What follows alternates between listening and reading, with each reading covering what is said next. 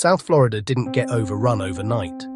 It was slowly taken over by iguanas, not predators, not dangerous animals, but thousands of cold-blooded invaders that don't belong here and aren't leaving.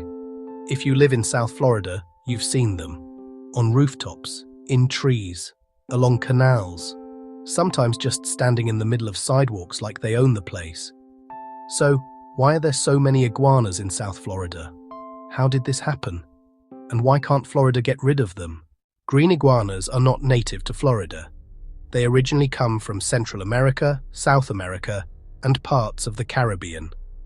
Their journey to Florida wasn't natural. In the 1960s through the 1980s, iguanas became popular exotic pets. They were cheap, easy to buy, and small at first. But many owners didn't realize one thing. Iguanas grow fast, they get aggressive, and they can reach over 5 feet long. When people couldn't handle them anymore, they made a critical mistake. They released them into the wild. At the time, most people assumed the iguanas wouldn't survive. They were wrong. South Florida turned out to be the perfect environment for iguanas.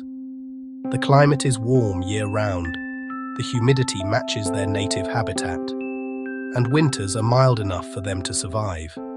Even better for the iguanas, there are almost no natural predators here. In their original environments, iguanas are hunted by jaguars, large birds of prey, and snakes. In Florida, adult iguanas face very few consistent threats.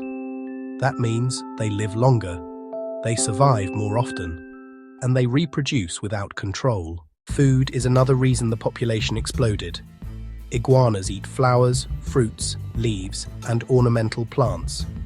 South Florida landscaping is basically a non-stop buffet.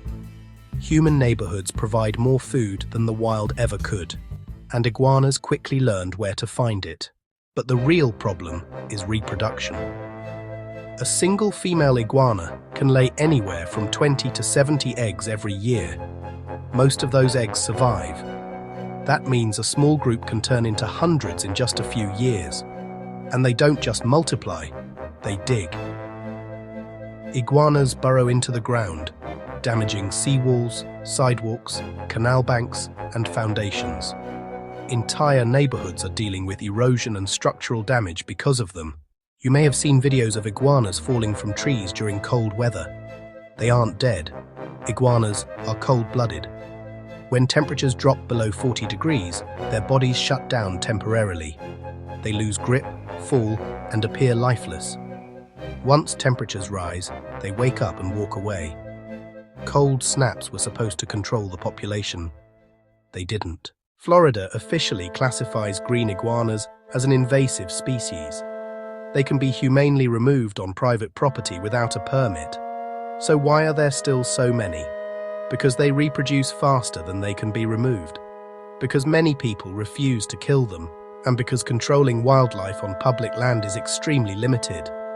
At this point, full removal is impossible. Florida isn't trying to eliminate iguanas anymore. They're just trying to slow them down.